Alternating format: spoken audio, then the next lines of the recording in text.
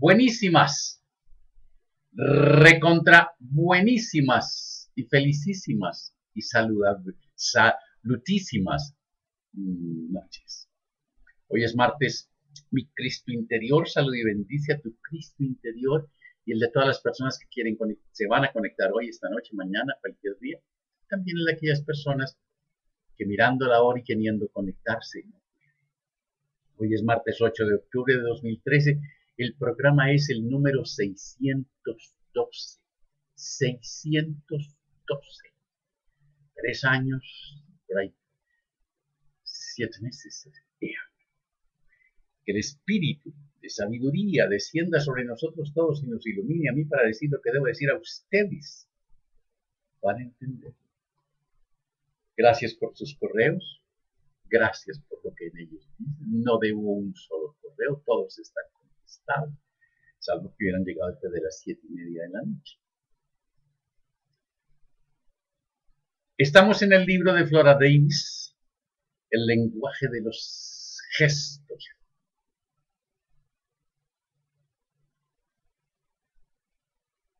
Sí. La mayoría de los investigadores dedicados al estudio de la comunicación no verbal consideran que hacen trabajos científicos básicos y creen que aún falta mucho tiempo para que se pueda dar una aplicación práctica a lo encontrado.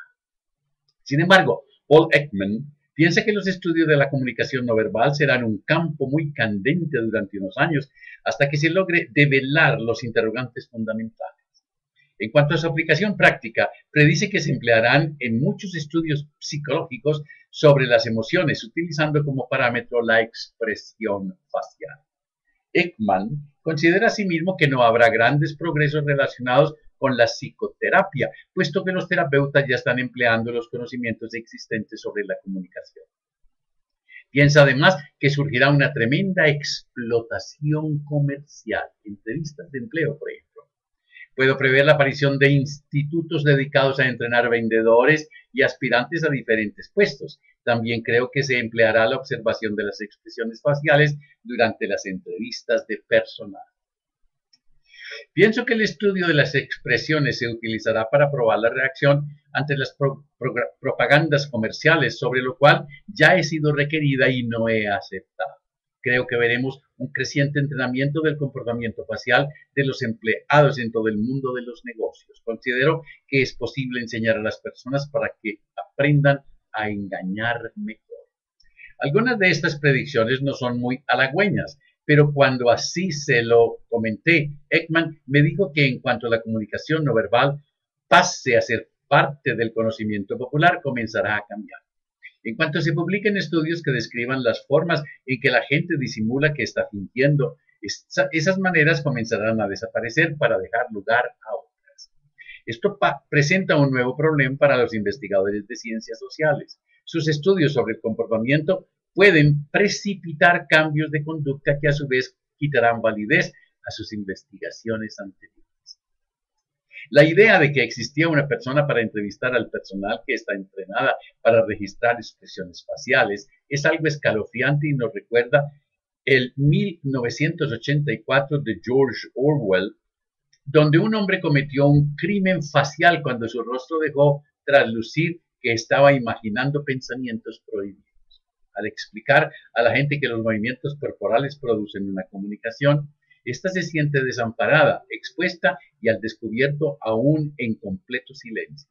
Después de todo, uno puede negarse a hablar, pero es difícil permanecer inmóvil y sin pensar un solo músculo.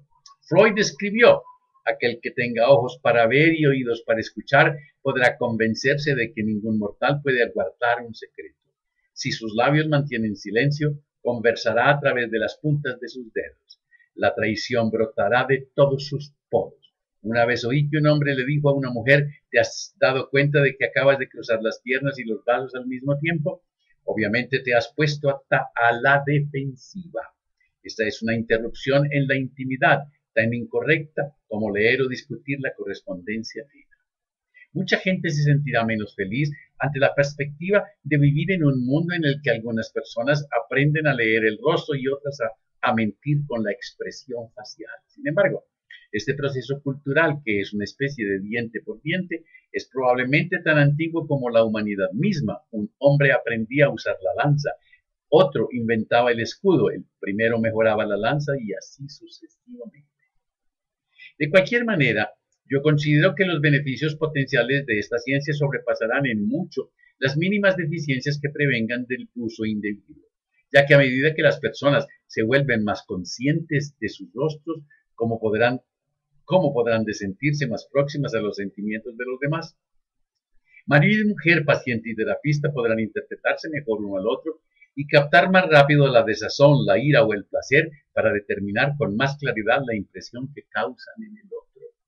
Si al mismo tiempo las personas se tornan más responsables de lo que hacen con sus propios rostros, terminarán tomando en contacto más íntimo con sus sentimientos personales. Eso es verdaderamente lo que se trata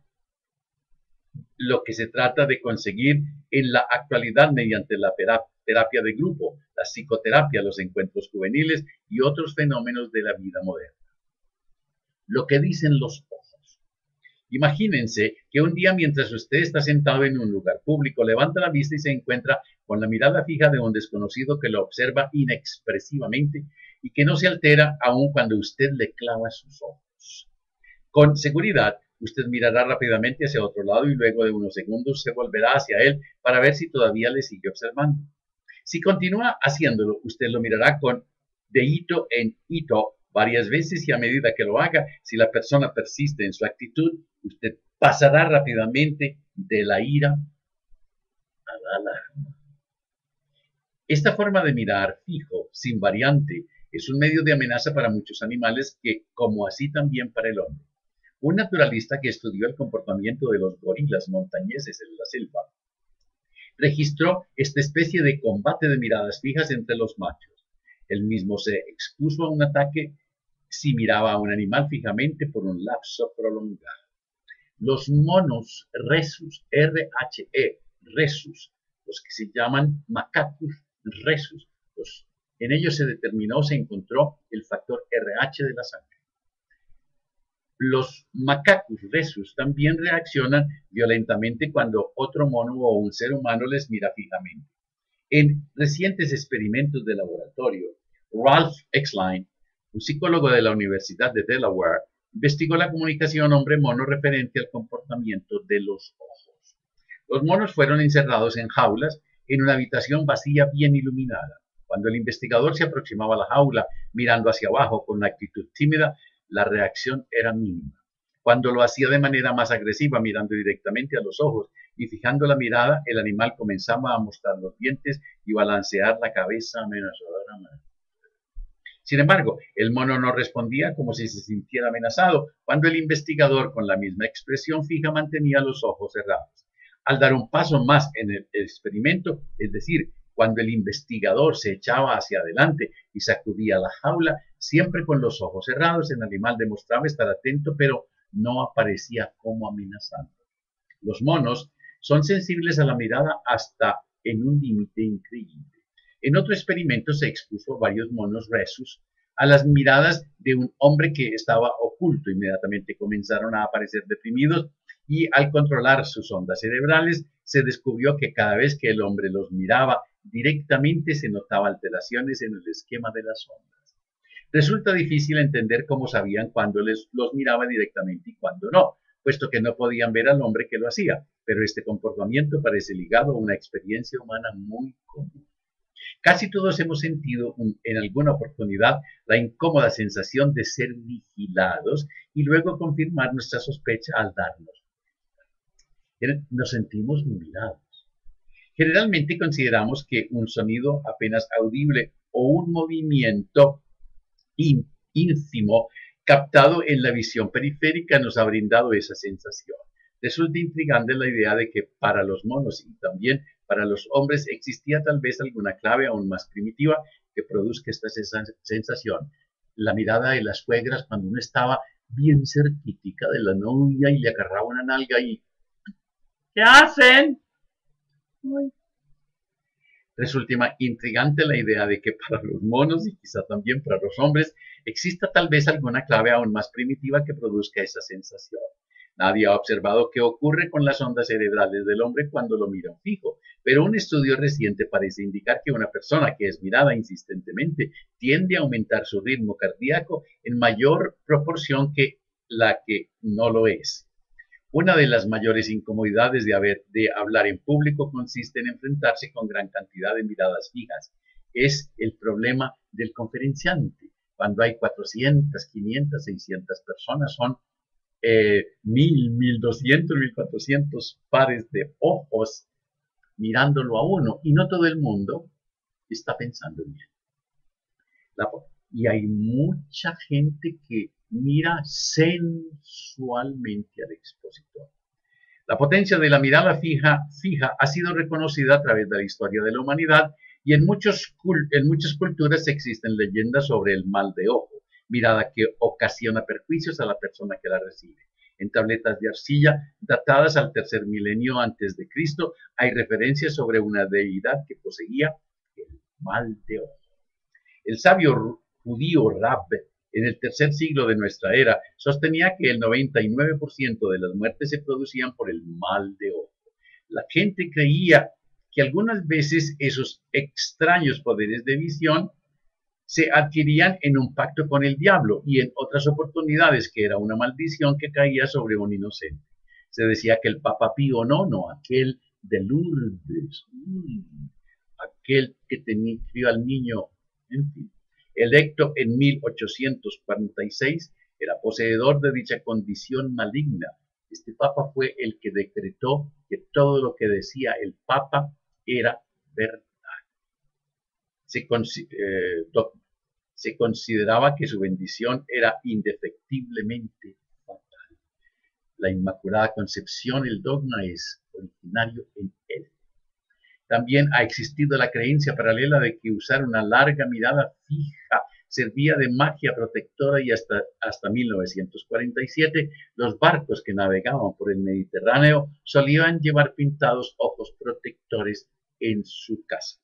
En 1957 se presentó ante la Comisión del Congreso el caso de un empresario norteamericano que había contratado los servicios de una persona para que cada tanto mirara de cierta manera a sus empleados, una muda amenaza que los impulsaba a trabajar intensamente. ¿Por qué existe el tabú sobre la mirada fija? Por supuesto, puede explicarse como parte de la herencia biológica que compartimos con otros primates. Experimentos con bebés recién nacidos han demostrado que la primera reacción visual que experimentan se produce ante un par de ojos o cualquier otra figura similar, un par de puntos sobre una cartulina blanca que se asemeje a dos ojos. Algunos científicos consideran esto como una evidencia de que la respuesta humana a la mirada es innata o connatural. Sin embargo, existe otra explicación posible. El lugar hacia donde mira una persona nos indicará cuál es el objeto de su atención. Cuando un hombre mira fijamente a otro, indica que su atención está concentrada en él, pero no proporciona señales de cuáles son sus intenciones, lo que ya de por sí es suficiente para hacer que un primate se sienta nervioso. Esto explica asimismo por qué ciertas personas se sienten tan incómodas frente a un ciego. Su comportamiento ocular no les brinda ninguna clave acerca de sus intenciones. A pesar de que todas las culturas desaprueban a la persona que mira fijo, algunas son más estrictas que otras. El psicólogo Sylvan Tompkins ha señalado que la mayoría de las sociedades consideran tabú el exceso de intimidad, de sexo o de libre expresión de las emociones.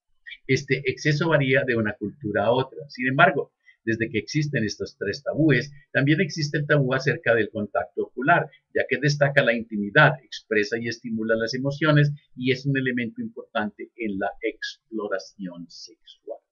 Los norteamericanos interpretan el contacto ocular prolongado como un signo de atracción sexual que debe ser escrupulosamente evitado, excepto en las circunstancias íntimas apropiadas.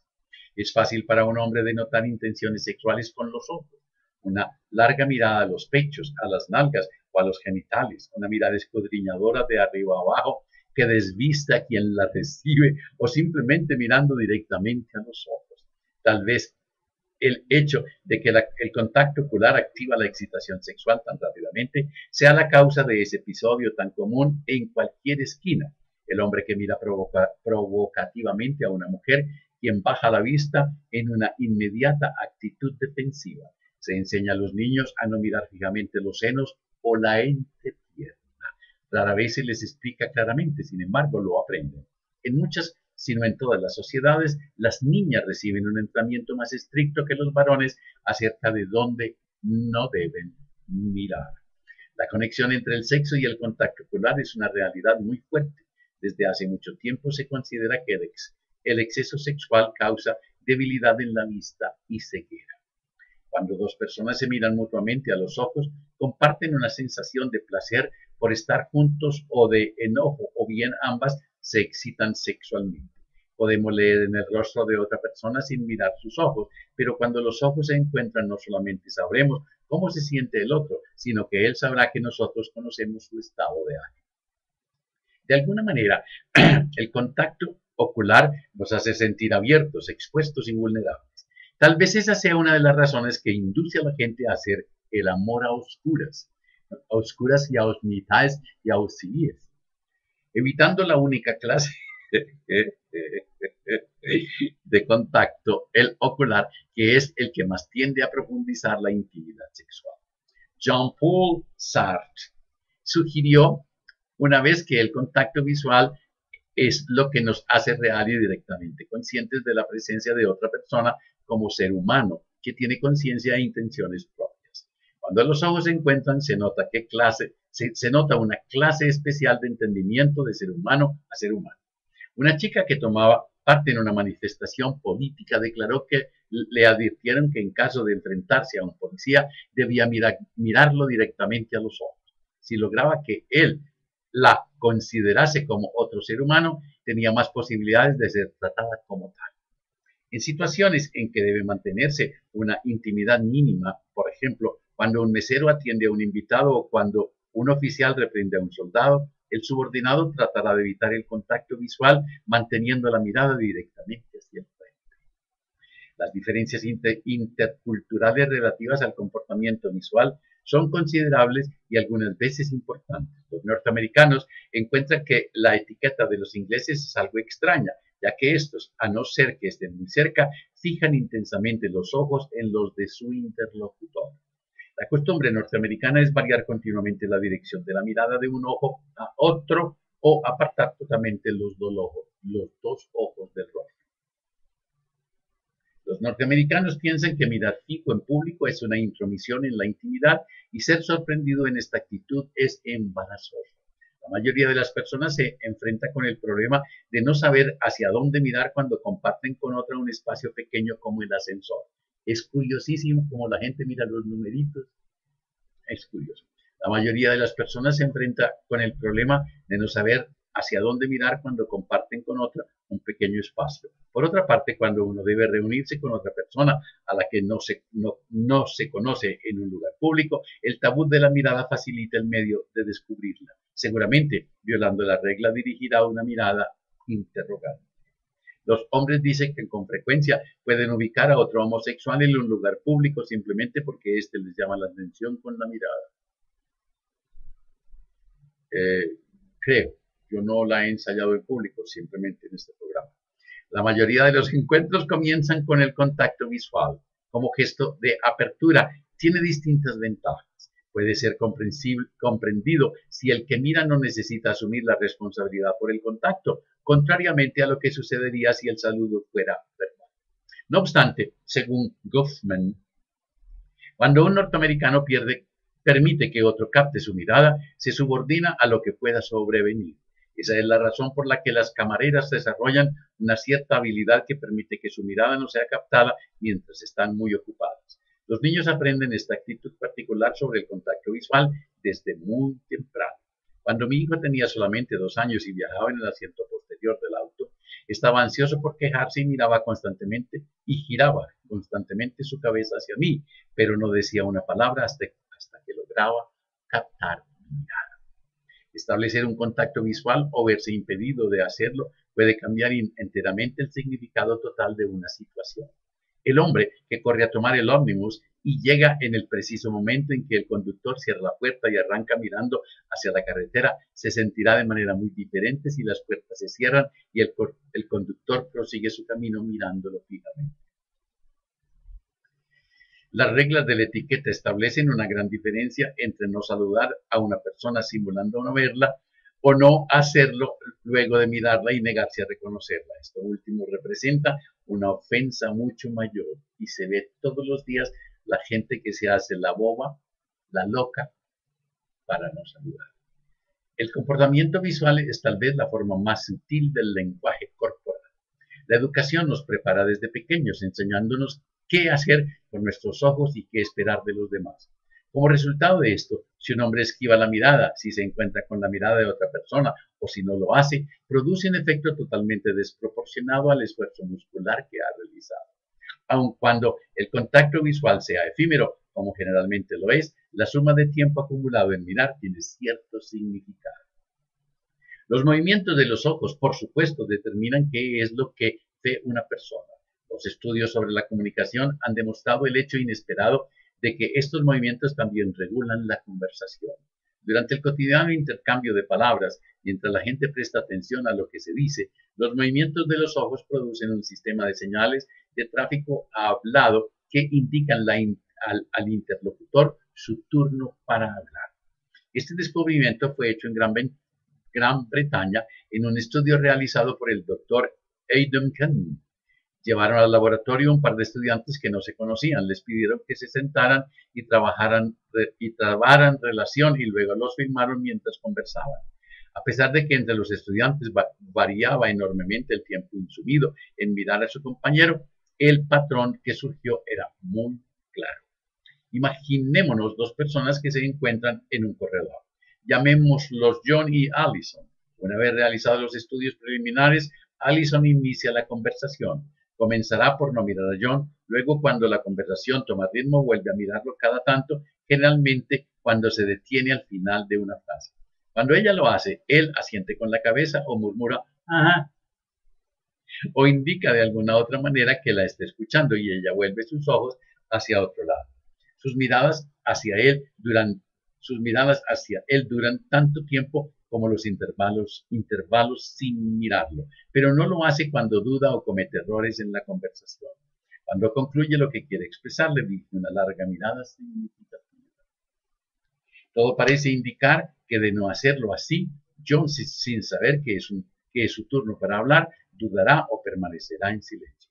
Cuando John inicia la conversación y Allison lo escucha, ella lo mira más tiempo que la vez anterior. La mirada de Allison hacia otro lado es breve y dura muy poco tiempo. Cuando sus ojos se encuentran con los de él, asiente o efectúa alguna señal que le hace comprender a John que ella le está prestando atención. No es difícil comprender la lógica de este comportamiento. Allison mira hacia otro lado cuando comienza la conversación y cuando duda, para evitar distraerse mientras ordena sus pensamientos. Vuelve sus ojos hacia John de vez en cuando para asegurarse de que él la escucha y ver cómo reacciona, o tal vez para solicitarle permiso para continuar. Mientras él habla, ella lo mira constantemente para demostrarle que le presta atención, que es educada y respetuosa. La importancia del comportamiento visual como señal de tráfico durante una conversación se demuestra claramente cuando ambos interlocutores usan anteojos oscuros. Se notan mucho más interrupciones y pausas prolongadas que las que hay normalmente. Me molesta enormemente hablar con una persona que tenga anteojos oscuros, especialmente si estamos bajo techo.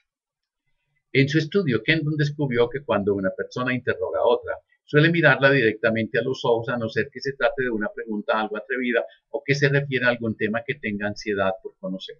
Si el que escucha se sorprende ante algo que ha dicho su compañero, también tiende a mirarlo si se trata de algo agradable o a desviar los ojos hacia otro lado si el que habla expresa algo desagradable, repugnante u horrible, a menos que ambos compartan una misma emoción, en cuyo caso el que escucha pestañeará bajando los ojos. Sin embargo, Kendon recalca que todas estas generalidades se aplican a una conversación relativamente formal. Presume que las personas en sus propios hogares o las que se conocen muy bien no se comportarán de esta manera. El tiempo que una persona gasta en mirar a otra tiende a igualarse en ambos estudiantes de cada pareja observada. Pero a su vez, un estudiante que forma pareja primero con una persona y luego con otra, mostraba marcadas diferencias en el comportamiento visual de ambos experimentos. Esto sugiere que se logra un entendimiento muy sensible y totalmente no verbal cuando las dos personas conversan y que miradas se mantienen en un determinado nivel. También parece ser cierto que durante una conversación social entre dos individuos que no se conocen, por lo general se trata de reducir mutuamente el intercambio visual, probablemente porque un exceso de este alteraría el foco de atención del tema de la conversación hacia una relación más personal. Un par de estudiantes, hombre y mujer, parecían atraídos mutuamente. El análisis demostró que cuando más se sonreían uno al otro, menos se miraban. La chica comenzó a evitar el contacto visual y tendía a mirar a otro lado en los momentos en que se elevaba el nivel emocional. Esta pauta de comportamiento visual, por lo tanto, no guardaba ninguna relación con la función de la señal de tráfico visual, sino que formaba parte de su vocabulario expresivo. Era una manera de decir me siento turbada. Las señales visuales cambian de significado de acuerdo al contexto. Existe una gran diferencia entre recibir una prolongada mirada cuando uno está hablando, en este caso puede ser halagador, o percibir la misma mirada de alguien que nos habla.